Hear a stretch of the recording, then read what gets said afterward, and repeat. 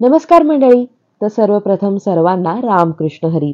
तर मंडळी, आजच्या थंबनेलवरून तुमच्या लक्षात आलंच असेल की आजचा भाग हा आषाढी एकादशी स्पेशल असा भाग आहे. तर मंडळी, आषाढी एकादशीला आपण सर्वजण विठुरायाच्या भक्तीमध्ये तल्लीन असतो. तर त्यामुळे त्या दिवशी आपल्याला काय करायचं आहे, कशी प्रकारची पूजा करायची आहे, ह्या मनामध्ये आपण पूर्ण वर्षभर काही ना काहीतरी आपल्या मनामध्ये गोष्टी चालू असतात. मंडळी, दररोजची देवपूजा ही आपण सर्वच जण करत असतो. पण असं काहीतरी जेव्हा स्पेशल दिवस असतो, त्या दिवशी मात्र आपल्याला वेगळी अशी काहीतरी पूजा करावीशी वाटते, स्पेशल पूजा करावीशी वाटते आणि जी पाहून आपल्याला सुद्धा प्रसन्न वाटेल आणि वर्षभर आपल्यासुद्धा आठवणीमध्ये ती पूजा राहावी, असं आपल्याला त्या दिवशी काहीतरी करावंसं वाटतं. मग ती रांगोळीच्या स्वरूपामध्ये असेल, फुलांच्या रांगोळीच्या स्वरूपामध्ये असेल किंवा तुम्ही जी पूजा मांडणी करता त्या स्वरूपामध्ये असू शकेल. तर हल्ली Instagramवरती किंवा अजून सोशल मीडियावरती सुद्धा आपण पाहतो की पूजेसाठी खूप काही आपल्याला मार्गदर्शनासाठी व्हिडिओ हे मिळतच असतात. तर त्यानिमित्ताने मी जी एक पूजा मांडली होती, पूजा मांडणी केली होती, तर ती तुमच्यासोबत मी आज शेअर करणार आहे.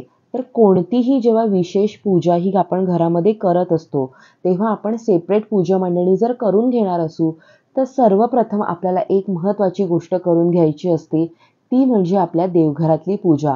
तर आपल्या घरामध्ये देवघर आहे ते सर्वप्रथम आदल्याच दिवशी तुम्ही हे स्वच्छ करून घ्या. कारण त्या दिवशी मग आपल्याला खूप असं प्रेशराईज होणार नाही. कारण की आपल्याला देवपूजासुद्धा करायची असते, नैवेद्य असतं. जर उपवास असेल तर त्यामध्ये भर पडते, थकवा येतो. तर त्यामुळे आदल्याच दिवशी तुम्ही देवघर हे स्वच्छ करून घ्या. देवसुद्धा स्वच्छ करून घ्या. म्हणजे ज्या दिवशी पूजा आहे त्या दिवशी तुम्हाला तेवढं तुमचं बर्डन हे कमी होईल. तर सर्वप्रथम देवपूजा ही देवघरातली करून घ्या. फुलं देवाला वाहून घ्या. तुमची जी पंचोपचारी पूजा आहे म्हणजे दिवा, धूप, दीप ह्या सर्व गोष्टी आपण करून घ्यायच्या आहेत आणि त्यानंतरच तुम्हाला जी वेगळी मांडणी करायची आहे, जी तुम्ही मनामध्ये ठरवलेली आहे, ती तुम्ही कुठेही करू शकता. मग तुम्ही वेगळ्या चौरंगावरती मांडणार असाल, तर तिथे तुम्ही मांडू शकता किंवा मग तुम्ही देव्हाऱ्याजवळ जर तुम्ही मांडायचं ठरवलं असेल, तर तिथे सुद्धा तुम्ही ती मांडणी करू शकता.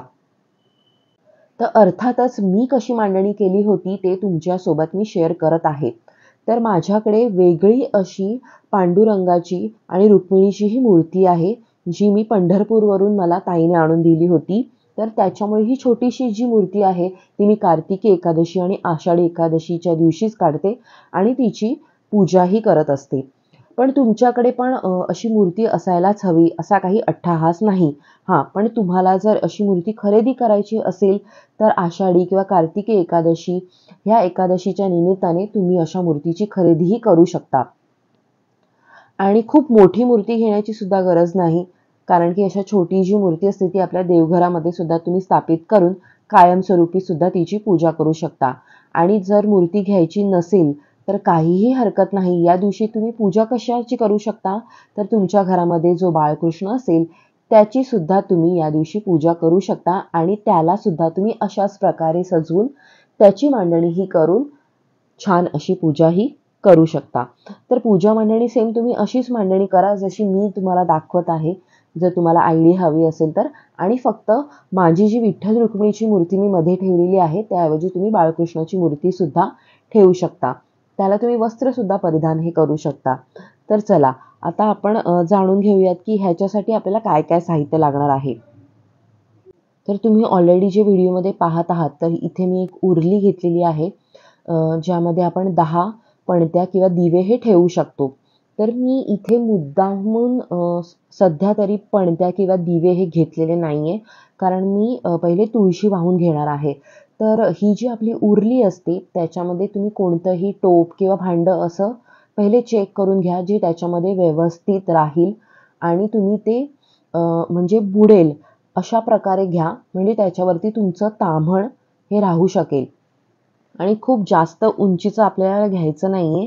ते बरोबर तुमच्या उरलीच्या साईजमध्येच आपल्याला घ्यायचं आहे. म्हणजे ते बरोबर उरलीच्या आतमध्ये राहील आणि ताम्हणसुद्धा तुम्ही ठेवल्यावरती ते बरोबर तेवढ्याच साईजमध्ये त्याची उंची जास्त वाढणार नाही, ह्याची आपल्याला खात्री करून घ्यायची आहे. कारण की जेव्हा मग तुम्ही तुळशी वगैरे वाहणार आहात, त्याच्यानंतर मग जास्त मध्ये गॅप ही दिसली नाही पाहिजे. तर तेवढं छोटं तुम्ही भांडं पहिले आदल्याच दिवशी चेक करून घ्या, त्या उरलीमध्ये तुमच्या बसत आहे की नाही. आणि तुम्हाला त्याच्यानंतर तुळशीची पानंसुद्धा खूप जास्त ही घेऊन यायची आहेत.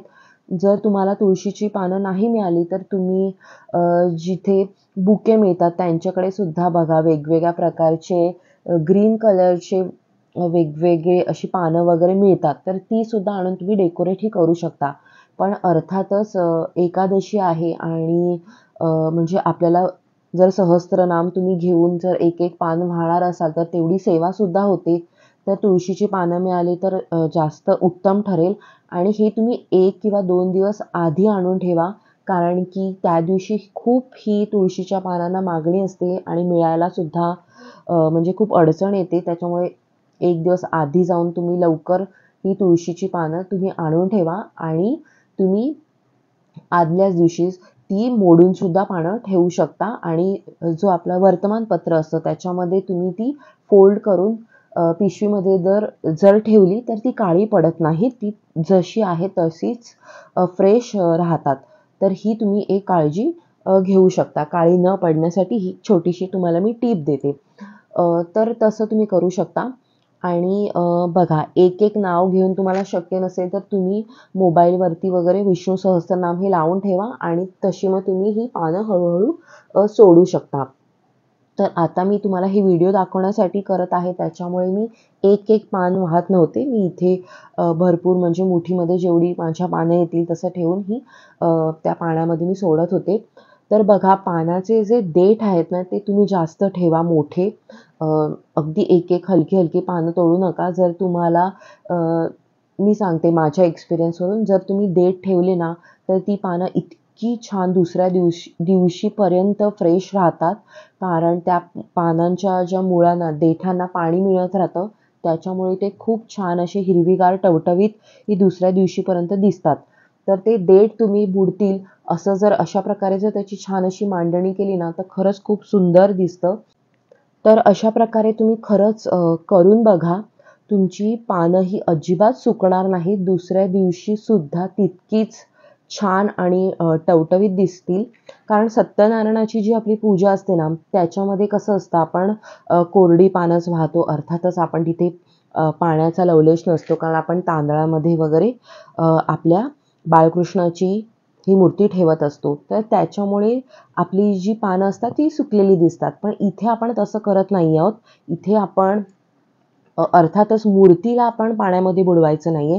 मूर्ती बघा, मी म्हणून एक छोटंसं इथे जे अजून एक ताम्हण ठेवलेलं आहे, ते तिथे मी फुलं वाहिलेली आहेत किंवा तिथे सुद्धा मी जी तुळशी वाहिलेली आहे ती कोरडीच पानं आहेत. तर तिथे पाण्याचा लवलेश नाही. म्हणजे देवाला आपल्याला भिजवायचं नाहीये पाण्यामध्ये. पण बाकी जे तुम्ही खाली ताम्हण ठेवत आहात किंवा जे डेकोरेशनसाठी जी उरली ठेवत आहात, तिथे तुम्ही पाणी ह्याच्यासाठी म्हणजे आपण ठेवत आहोत की ते आपलं जे तुळशी आहे ती छान आपली टवटवीत दिसावी, फ्रेश राहावी जास्तीत जास्त त्यासाठी. आणि जर तुम्हाला तुळशी न ठेवता जर तुम्हाला फुलंसुद्धा ठेवायची असतील, तर तीसुद्धा जेव्हा आपण पाण्यामध्ये सोडतो तीसुद्धा खूप फ्रेश राहतात. जर आपण नुसती ड्राय ठेवतो त्यापेक्षा, किंवा तुम्ही फुलांच्या पाकळ्या जरी ठेवल्यात ना तर त्यासुद्धा खूप छान राहतात. जिथे फुलांची बुके मिळतात ना तिथे वेगवेगळ्या प्रकारचे हिरव्या रंगाचे सुद्धा तुम्हाला पानं वगैरे मिळू शकतात, जे बुकेमध्ये वापरले जातात. तिथे वेगवेगळ्या प्रकारची तुम्हाला फुलंसुद्धा मिळू शकतात. आर्टिफिशियल त्यांच्याकडे असतात बघा. ती जास्त वेळ अशी छान टिकूनसुद्धा राहतात. त्यांचे सुद्धा देठ पाण्यामध्ये बुडतील एवढेच तुम्ही कट करून जर डेकोरेट केलं तर तसंसुद्धा खूप छान दिसू शकतं. आणि गुलाबं वगैरे तुम्ही आदल्याच दिवशी वगैरे खरेदी करा. कारण की त्या दिवशी तुम्ही जर करायला गेलात तर तुम्हाला आदल्या वेळी खूप छान अशी फुलं मिळणार नाहीत. तर वेगवेगळ्या रंगाची व्हरायटीमधली फुलं आणा. गजरे किंवा वेण्या जर तुम्हाला मिळाल्या तर जी विठुरायाची मूर्ती आहे त्याला अर्पण केल्यानंतर ते छान उठून दिसतात. कारण की विठुरायाची मूर्ती ही कृष्णवर्णी असल्यामुळे जेव्हा तुम्ही त्याला पांढऱ्या रंगाची फुलं ही अर्पण करता ती खूप सुंदर त्याच्यावरती उठून दिसतात. जर तुमच्याकडे वस्त्र असतील तर ते सुद्धा तुम्ही परिधान हे त्या मूर्तीला करू शकता.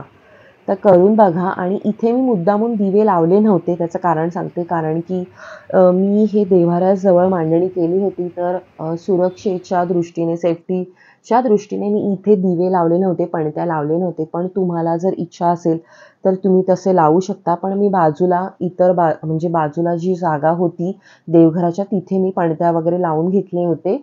आणि दिवेसुद्धा देव्हाऱ्यामध्ये ऑलरेडी मी प्रज्वलित करून घेतले होते. तर खूप खूप दिवे तिथे मला लावायची इच्छा नव्हती, म्हणून तिथे मी जिथे पणत्यांसाठी जागा दिली आहे तिथे सुद्धा मी पांढरी शुभ्र किंवा वेगळ्या तुम्हाला जी कोणत्याही रंगाची फुलं तुमच्याकडे उपलब्ध असतील ती सुद्धा तुम्ही तिथे ठेवू शकता. आणि ती सुद्धा खूप तुम्हाला जास्त वेळ टवटवीत दिसावीत असं जर वाटत असेल तर त्याच्यामध्ये सुद्धा तुम्ही चमचाभर पाणी टाकून त्याच्यावरती जर तुम्ही फूल ठेवलं तर ते सुद्धा खूप वेळ हे छान असं फ्रेश राहू शकतं.